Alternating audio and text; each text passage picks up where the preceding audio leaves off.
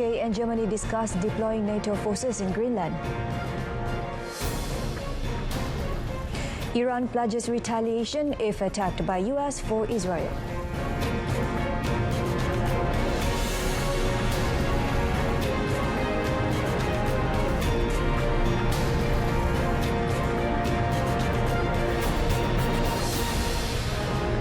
Hello, good afternoon and Salam Malaysia Madani. Thanks for joining us. I'm Shuhaida Arifin and you're watching World Today. A group of European countries led by Britain and Germany is discussing plans to boost their military presence in Greenland to show US President Donald Trump that the continent is serious about Arctic security. According to reporters, Germany will propose setting up a joint NATO mission to protect the Arctic region. European nations are hoping that significantly stepping up their presence in the Arctic would persuade Trump to abandon his ambition to annex the strategic island. Our assessment is that, of course, if there are concerns regarding the security situation in the Northern Atlantics, we have to discuss these problems and these issues in the framework of NATO. And of course, if the American president is looking would threats come from Russian or Chinese vessels or submarines here in the region, we can of course find together answers to that. But please, in the NATO framework. The move came after Trump last Friday continued his push towards Greenland. Trump told reporters at the White House that if he is unable to make a deal to acquire the territory the easy way, then he will have to do it the hard way. It was also reported that the European Union is drawing up plans for sanctions on US companies should Trump reject the offer of a NATO deployment. In another development, Trump says no more Venezuelan oil or money will go to Cuba, and he has suggested the island should strike a deal with Washington, ramping up pressure on the long-time U.S. nemesis. Venezuela is Cuba's biggest oil supplier, but no cargo has departed from Venezuelan ports to the Caribbean country since the abduction of Venezuelan President Nicolas Maduro by U.S. forces on 3rd January amid a strict U.S. oil blockade on the OPEC country. Trump did not elaborate on his suggested deal, but U.S. officials have hardened their rhetoric against Cuba in recent weeks. On Sunday, Trump also reposted a message on Truth Social suggesting U.S. Secretary of State Marco Rubio could become the president of Cuba. Earlier, Cuban Foreign Minister Bruno Rodriguez insisted right and justice are on Cuba's side. Rodriguez also said that Cuba had the right to import fuel from any suppliers willing to export it. He also denied that Cuba had received financial or other material compensation in return for security services provided to any country.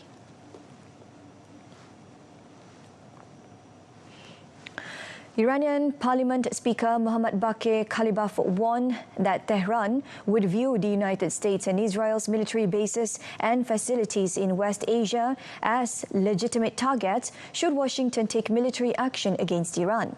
The remarks came as US President Donald Trump is reportedly seriously considering authorizing a strike against Iran. Kalibaf said that Iran is currently confronting Israel and the United States simultaneously on 4 fronts: economic, cognitive, military, and counter-terrorism. Of them, the economic warfare and the cognitive and psychological warfare began many years ago and have persisted to this day, growing increasingly complex and intense in recent years.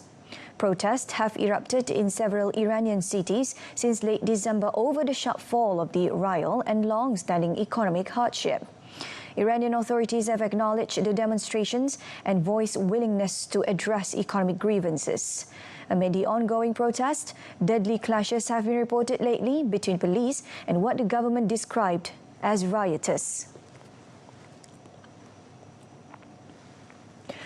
The Israeli army carried out several strikes on southern Lebanon on Sunday, killing one person, with the military claiming it targeted a Hezbollah infrastructure. The strikes came days after the Lebanese military said it had completed disarming Hezbollah south of the Litani River, the first phase of a nationwide plan. The Lebanese Ministry of Health has said an Israeli enemy strike on car in Band Jbeil city in South Lebanon resulted in the martyrdom of one citizen. The Israeli army said the strike was on a member of Hezbollah, which it accused of breaching a truce agreed in late 2024 to end more than a year of hostilities with the group. Elsewhere, Lebanon's official national news agency NNA reported that enemy warplanes launched more than 10 raids on the town of Farhata, which lies north of the Litani, noting significant damage to buildings there. Israel has kept up regular strikes in Lebanon despite the November 2024 ceasefire. Under heavy U.S. pressure and fearing expanded Israeli strikes, Lebanon has committed to disarming the Iran-backed group, which was badly weakened by its war with Israel.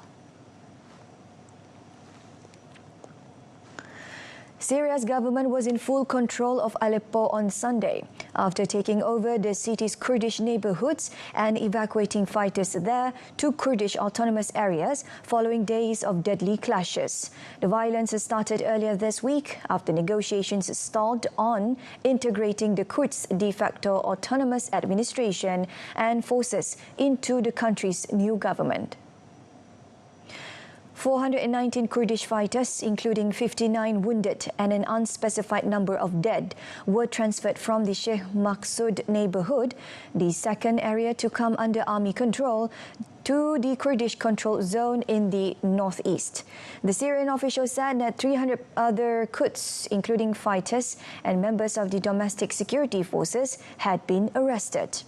Syrian authorities said on Sunday that the toll from the fighting had reached 24 dead and 129 wounded since last Tuesday, while the observatory reported 45 civilians and 60 soldiers and fighters were killed from both sides. U.S. envoy Tom Barrack met Saturday with Syrian President Ahmad al-Shara and afterwards issued a call for return to dialogue with the Kurds in accordance with an integration agreement sealed last year. Kurdish military leader Mazlum Abdi in his statement called on the mediators to abide by the promises to stop the violations. Myanmar's junta held the second phase of elections on Sunday. Now, democracy watchdogs warn will let the military prolong its rule, opening polling in the constituency of deposed democratic leader Aung San Suu Kyi. The armed forces have ruled Myanmar for most of its post-independence history, snatching back power in a 2021 coup after a decade-long democratic thaw, nullifying the previous poll, detaining Suu Kyi and plunging the country into civil war.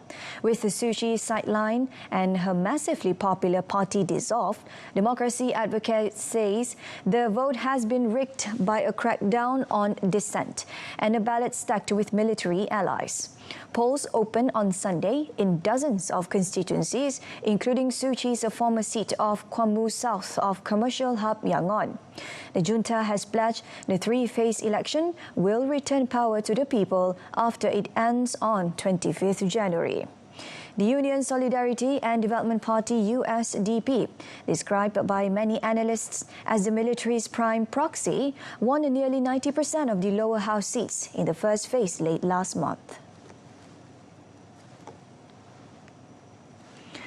Benin voted on Sunday in parliamentary and local elections, seen as a test of political stability, a month after authorities said they had thwarted an attempted coup. The vote is the first nationwide poll since the 7th December plot and comes as President Patrice Talon allies seek to consolidate their dominance in Parliament ahead of presidential elections in April, in which Talon is barred by the Constitution from running. Talon's ruling coalition is widely expected to retain control of the 109-seat National Assembly, while the main opposition party, the Democrats, is contesting only the legislative vote after failing to meet eligibility requirements for the local elections. Ça continue, puisque c'est un acquis déjà pour le Bénin. Et nous avons été l'exemple à tous les pays de la sous-région. Il faut que ça continue et que chaque citoyen ait son mot à placer pour la gouvernance du pays. The government says the aborted coup was swiftly neutralized with support from loyal forces and regional partners, reinforcing Benin's image as a rare island of stability in a region hit by repeated military takeovers.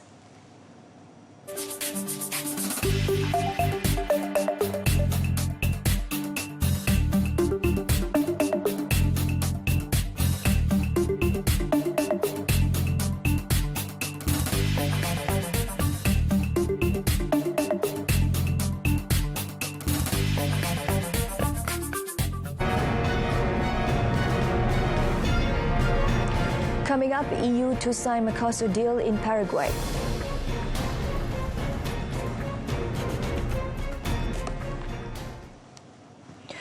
Tech giant Meta urged Australia on Monday to rethink its world-first social media ban for under-16s, while reporting that it has blocked more than 544,000 accounts under the new law. Australia has required big platforms, including Meta, TikTok and YouTube, to stop underage users from holding accounts since the legislation came into force on 10 December last year. Companies face fines of $33 million if they fail to take reasonable steps to comply. Billionaire Mark Zuckerberg's Meta said it had removed 331,000 underage accounts from Instagram, 173,000 from Facebook, and 40,000 from Threads in the week to 11 December. The company said it was committed to complying with the law. In a statement, the company called on the Australian government to engage with industry constructively to find a better way forward. They said that the government could incentivize all the industry to raise the standard in providing safe, privacy-preserving, age-appropriate experiences online instead of blanket bans. Meta renewed an earlier call for app stores to be required to verify people's ages and get parental approval before under-16s can download an app. They said this was the only way to avoid teens migrating to new apps to avoid the ban.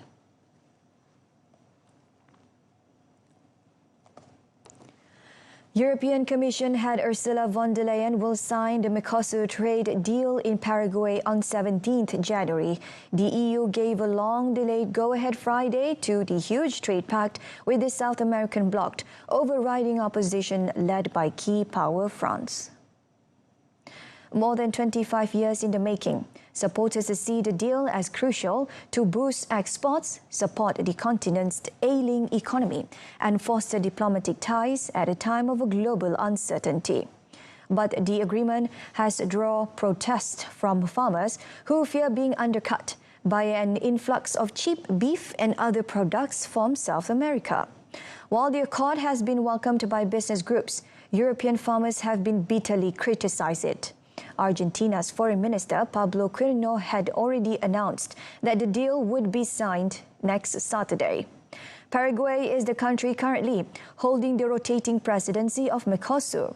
Major Mercosur exports to the EU include agricultural products and minerals, while the EU would export machinery, chemicals and pharmaceuticals with lower tariffs applied.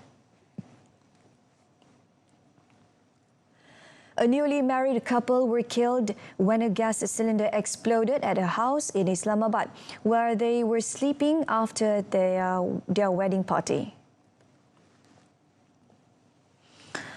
Further 6 people, including wedding guests and family members who were staying there, also died in the blast.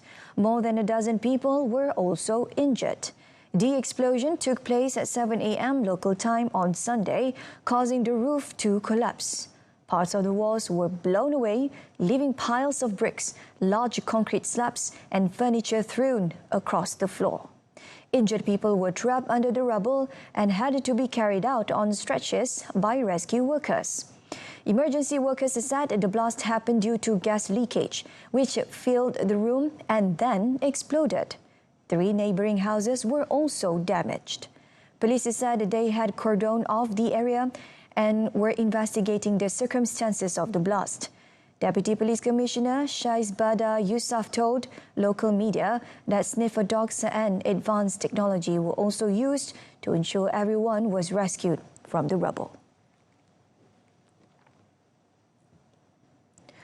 Forest fires in southern Argentina have scorched more than 15,000 hectares this week, authorities said, though rain began falling in parts of Patagonia on Sunday to the relief of residents.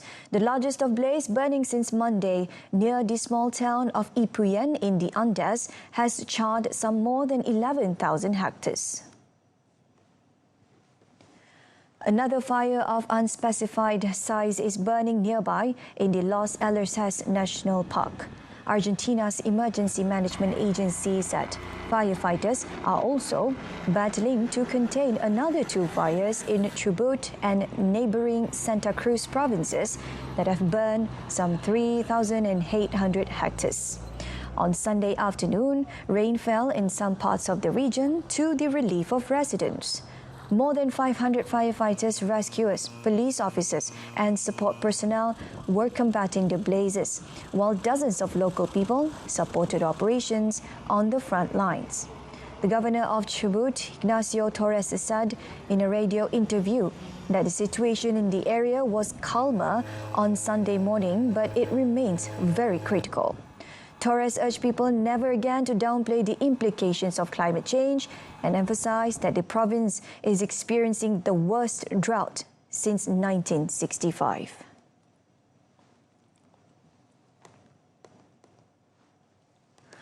Supporters of Imran Khan's Pakistan Tehreek-e-Insaf PTI party held a rally in Karachi on Sunday calling for the release of the country's former Prime Minister. PTI officials claimed the party faced obstacles in reaching its chosen venue and that its supporters were met with police intervention. The Sindh provincial government had granted PTI permission to hold a public gathering at Bagi Jinnah Park, but the party cited a delay in receiving a permit and announced a last-minute change to a gate of Mazar-e-Quaid, the mausoleum of the nation's founder. Despite the change, PTI supporters congregated at the originally advertised venue. Senior PTI member Sohail Afridi, the Chief Minister of Khyber Pakhtunkhwa province, claimed police used shelling to disperse the crowd. Further disturbances were reported as police moved to break up gatherings. Several media vehicles were vandalized after local media crews halted their coverage on the events. Hong Kong court will hear sentencing arguments on Monday for pro-democracy media tycoon Jimmy Lai, who was convicted of national security crimes that could land him in prison for life. Lai was found guilty on 2 counts of conspiracy to commit collusion last month under a sweeping national security law that was imposed by Beijing in 2020. The 78-year-old media mogul was also convicted of publishing seditious articles through his now-closed Apple Daily newspaper.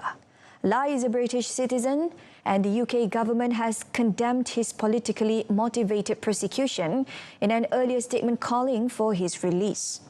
US President Donald Trump also said he had asked Chinese leader Xi Jinping to consider releasing Lai. Lawyers will address 3 High Court judges on how to punish Lai starting from 10 a.m. local time, with arguments scheduled to last 4 days.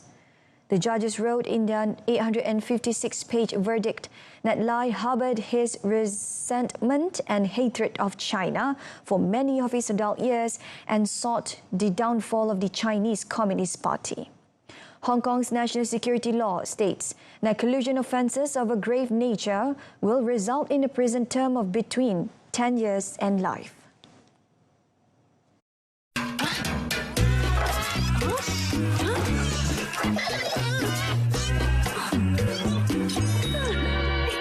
Guna mentol jimat tenaga untuk lebih jimat.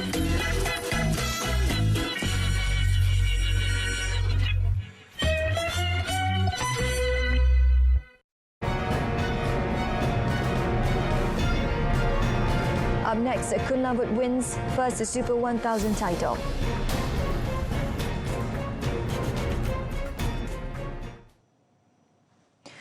Men's doubles world number 2 Aaron Chia So Woo Yik threw the kitchen sink at Kim Won Ho Song Soon Jae in a dramatic final, but the red-hot South Koreans stood firm to deny the nation glory at Malaysia Open once again. Despite world number 1 Woo Ho and Soon Jae's reputation as the deadliest pair on the planet, Aaron and Woo Yik fought valiantly before suffering a heartbreaking 21-15, 12-21, 21-18 defeat at the Axiata Arena in 66 minutes.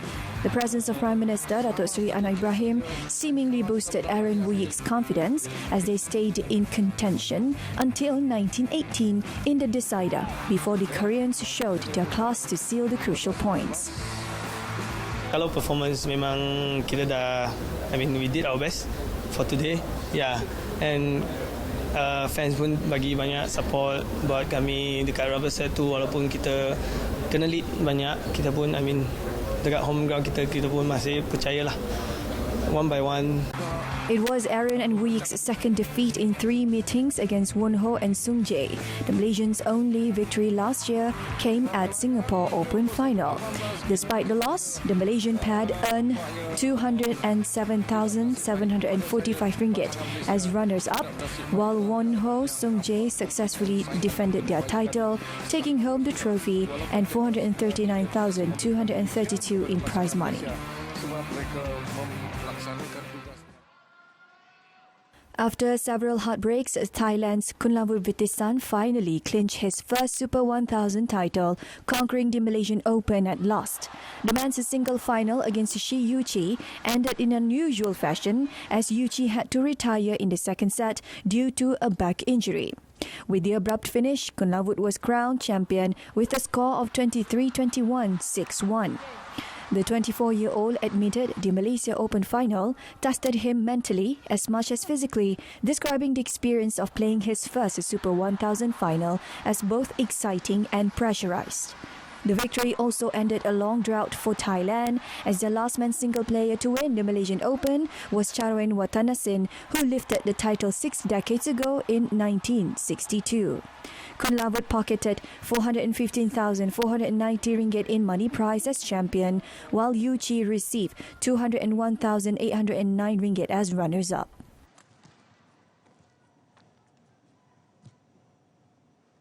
Rafinha scored twice as Barcelona won the Spanish Super Cup after an intense 3-2 victory over Real Madrid in Sunday's final in Jeddah. The match at King Abdullah Sports City Stadium turned into a thriller, with 4 goals packed into a breathless pace at the end of the first half.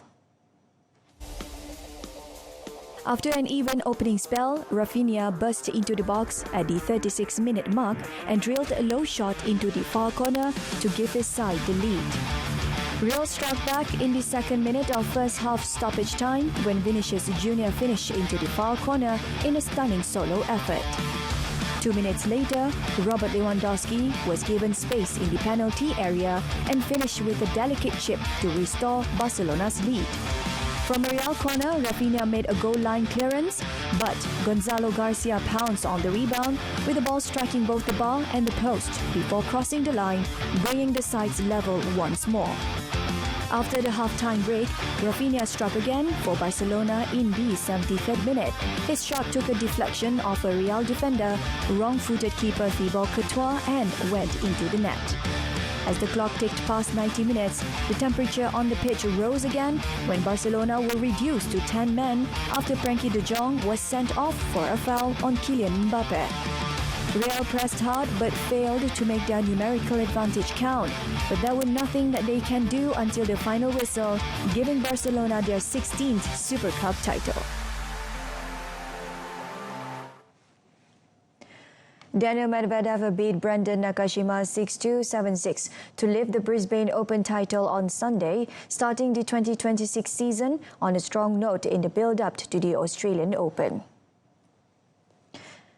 Medvedev, a three-times Australian Open finalist, started the match on a strong note with punishing baseline exchanges. However, he made a double fault and then dropped another serve into the net at set point to open door for his opponent. But Nakashima committed multiple unforced errors of his own, and the Russian took the first set with blistering aces. Medvedev had to dig deep late in the second set as he let two match points slipped on serve at 5-4. But he quickly regrouped, dominating the tie-break to seal the win. The victory marked Medvedev's 22nd ATP title at 22 different events and his first since the former world number one ended an 882-day wait for a title with a win over Corentin Moutet in the Almaty Open final in October last year. It was Medvedev's second appearance in Brisbane, with 29-year-old finishing as the runners-up in 2019, while it is also his first title win in a season-opening tournament since winning Sydney in 2018.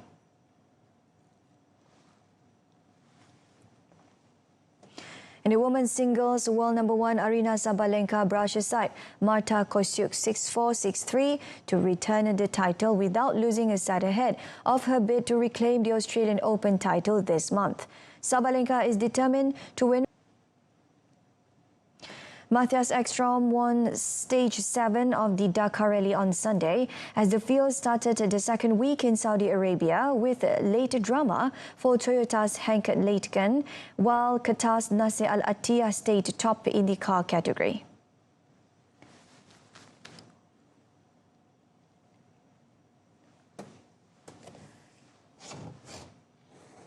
South African Leitgen had looked like taking the stage and overall lead, but let both slip through his fingers after the day's final checkpoint. Instead, Sweden's Ekstrom, winner of the Prolong in a Ford Raptor, became the first driver in the top car category to take more than one stage this year. Leitgen had led Ekstrom after 417 or 459 kilometers from Riyadh to Wadi ad-Dawasir, but finished 8 minutes and 35 seconds behind the winner after having to stop for 10 minutes at the 428-kilometer mark. Ekstrom moved up to second overall, 4 minutes and 47 seconds behind Dacia Sunrider's 5 times Dakar winner Al Attiyah, with Leitgen third.